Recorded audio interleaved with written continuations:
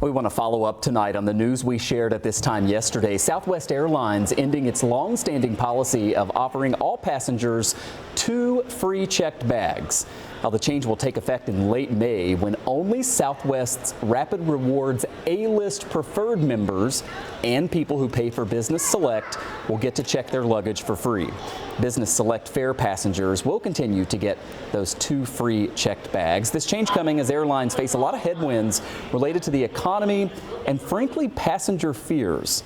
Clint Henderson is managing editor at The Points Guy. It's a popular travel website that does extensive reporting on the airline industry, and he joins me now live. Clint, thanks so much for your time, and I want to start there with Southwest.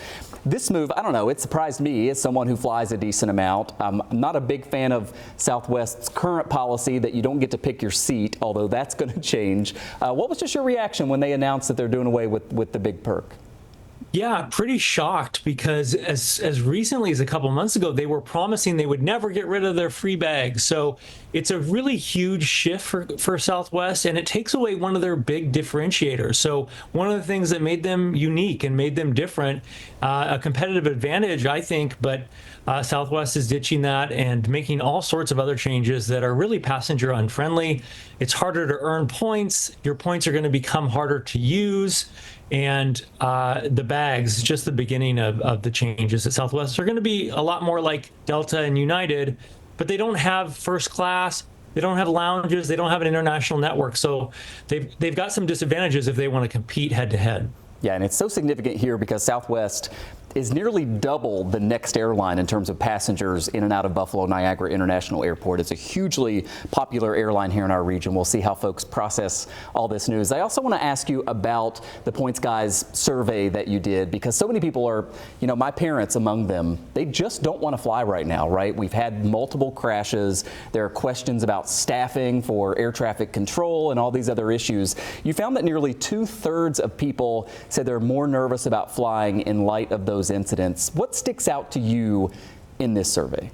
I think just the general overall that people are afraid of flying to begin with. And when you start to have some incidents like this, especially younger people who've never seen air crashes before, when these things come into the news, it really shakes people up. And, you know, as you mentioned, 2/3, 65% of folks out there said they're more concerned, they're more nervous to fly right now. In fact, 28% said they don't feel that flying is safe, and 8% of those said that they strongly believe that flying is not safe. So it is having an impact out there in the psyche of the nation, and we're starting to see an impact onto demand. So you're seeing much reduced demand in places like Washington, where the crash happened at DCA. You're seeing people stepping off the pedal of travel, and I think you're starting to see Delta, American, warn it's taking a hit to profits. I think that has to do with the economy as well, but definitely the fear of flying is having an impact. Finally, Clint, I only have about 30 seconds left, but do you anticipate that the airline industry is going to have to continue to make changes in light of people not flying as much, whether it's due to fear or the economy, if there's an economic downturn? Add to that, you know, the change that Southwest made. Do you think we're going to see more change in the industry? We're already seeing some impact to bookings. I expect that to continue. The silver lining is we may see some deals this summer for flights, so not all hope is lost, but we're definitely in a time of transition for the airline industry. Well, we like deals, so if nothing else, that'll get some people back into the air. Clint Henderson, thanks so much for your time. We appreciate it. Thank you.